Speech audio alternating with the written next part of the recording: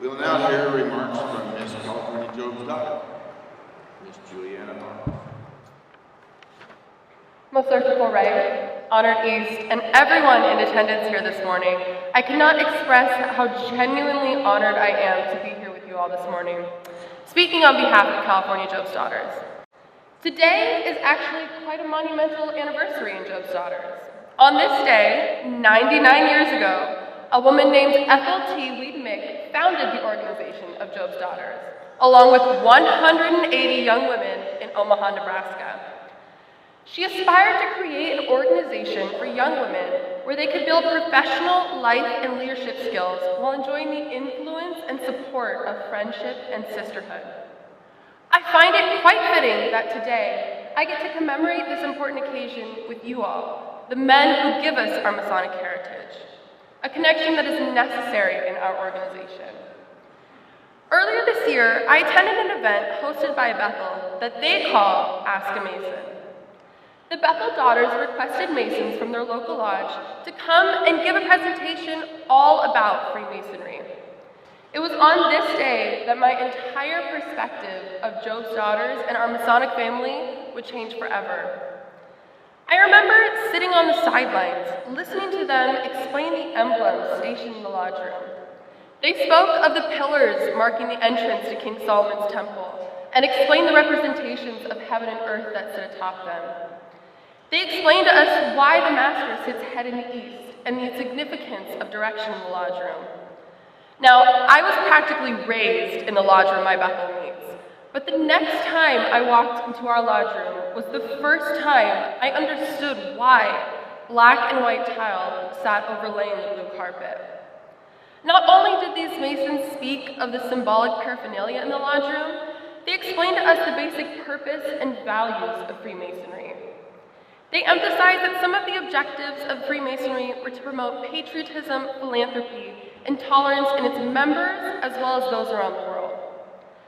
After these Masons had completed their presentation, a discussion was led by the Bethel Daughters. The girls asked even more questions about Freemasonry and the history and values that it's based upon. Their curiosity led them to ask questions not only about the organization of Freemasonry, but the Masons themselves. The girls asked why these men had decided to join Masonry and what they had gained most from their experiences. They asked to learn even more about the other Masonic organizations that these men were a part of, like Royal Arch, Shriners, and Eastern Star. Their excitement to learn turned into a passion to support our Masonic family as a whole. These girls, including myself, were so excited to be a part of this Masonic family that it made them even prouder to call themselves Job's Daughters. In Job's Daughters, we talk quite frequently about the impact and importance of our Masonic heritage.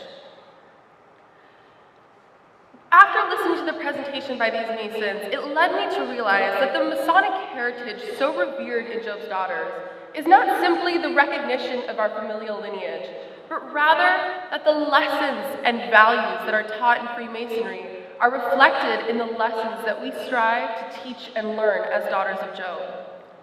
With time, I came to realize that the presentation by these Masons was a gift to myself and every other Job's daughter in that lodge room.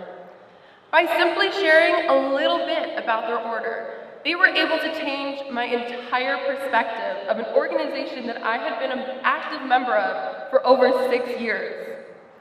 These Masons were able to give me an even greater appreciation of our Masonic family, and for that, I will be forever grateful. I now have the opportunity to share what I have learned with the young women up and down the state. My advice to you would be to recognize that you can make an incredible impact on our Masonic youth simply by getting involved and sharing your appreciation of your organization. I hope that today you don't simply see a tall girl in a shiny crown and a long green cape, but rather a young woman that can be your bridge and guide into an organization that is dependent upon your partnership.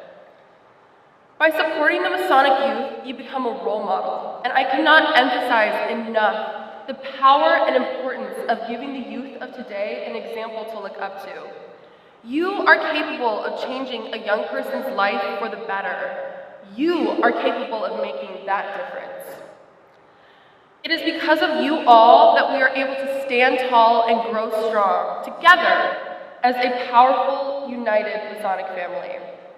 I would like to thank every Mason in this room who has taken the time to serve on their local Bethel's Council, or helped in any way to pioneer Job's Daughters into their upcoming centennial anniversary. With your help and guidance, we will be able to watch our young women prosper and grow into strong women for the next 100 years. Thank you so much, Most Worshipful Right, for having me speak today. Your wisdom and love for the youth groups is felt throughout the state. Your welcome and love and support is appreciated by all Job's Daughters. Thank you so much for your time today, and also for visiting me at the Job's Daughter booth. Please feel free to come and speak with me to learn more about Job's Daughters International and how you might even become a mentor in your local Bethel. It has been an absolute pleasure this weekend, and I'm so excited to continue learning even more about the wonderful Masons here in California. Thank you.